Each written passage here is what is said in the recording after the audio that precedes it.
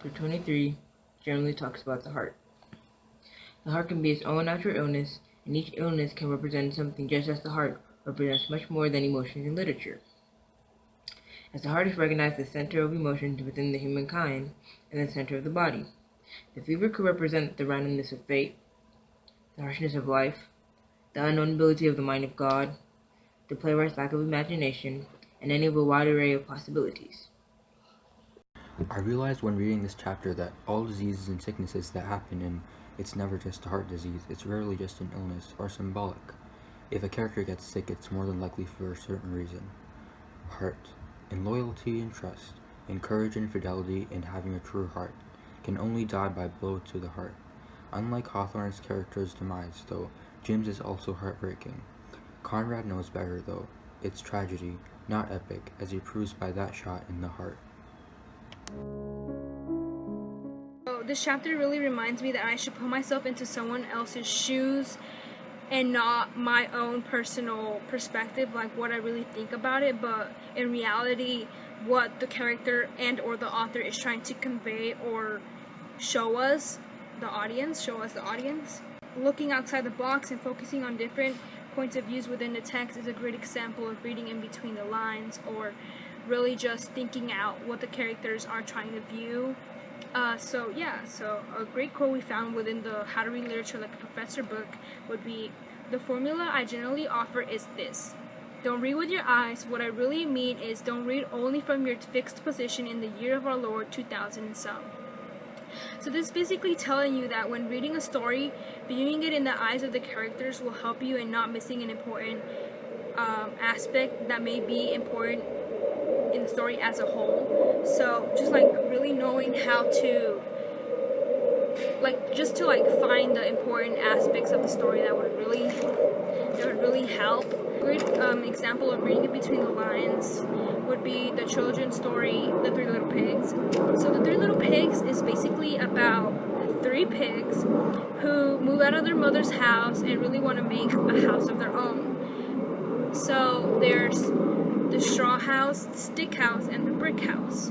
So when people generally think like, oh, a stick house or a straw house, like, would that really work? Like, yeah, like that's like the first thing that comes out to mind.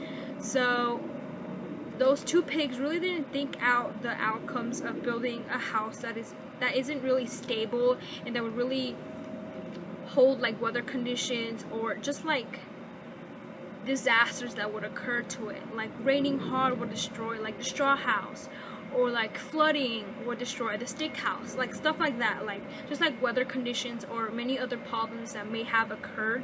So they didn't really think about or put their effort into a house that would really sustain and be stable.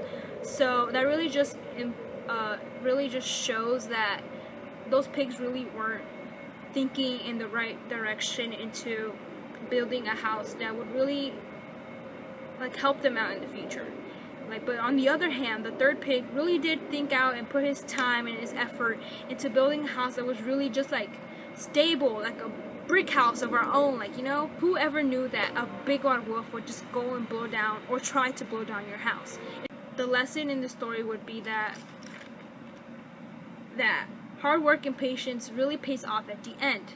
In conclusion, this book is read to many children in the hopes that they will captivate this message and value it. Another quote that is shown in the chapter, "Don't just read with your eyes," is the one that says, "It seems to me that if we want to get the most out of the reading, as far as reasonable, we have to try and take the works as they were intended to be taken." This quote basically says, don't let your natural thoughts take over and actually read in between the lines.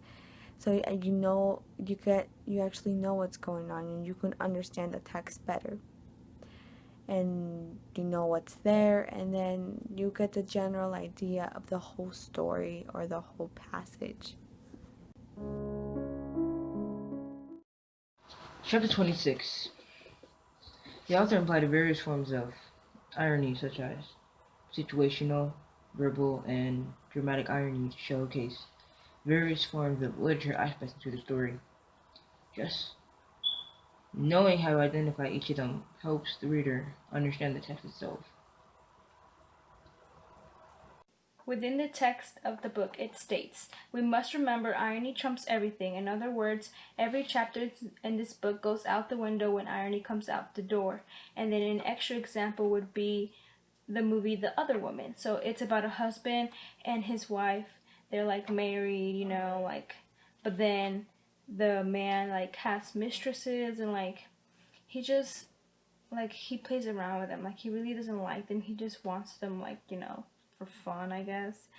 And the irony in that is situational and dramatic irony. And situational irony is when the opposite of what is expected or said happens. So a situational irony would be how the mistresses end up being friends instead of being like enemies. Like they team up to get like revenge on him. So that's like in situational irony. And then dramatic irony is when the audience knows something a character might not know. So the man himself does not know that, you know, like his wife and the other mistresses don't like they don't know each other, but in reality they like have a friendship connection and they do.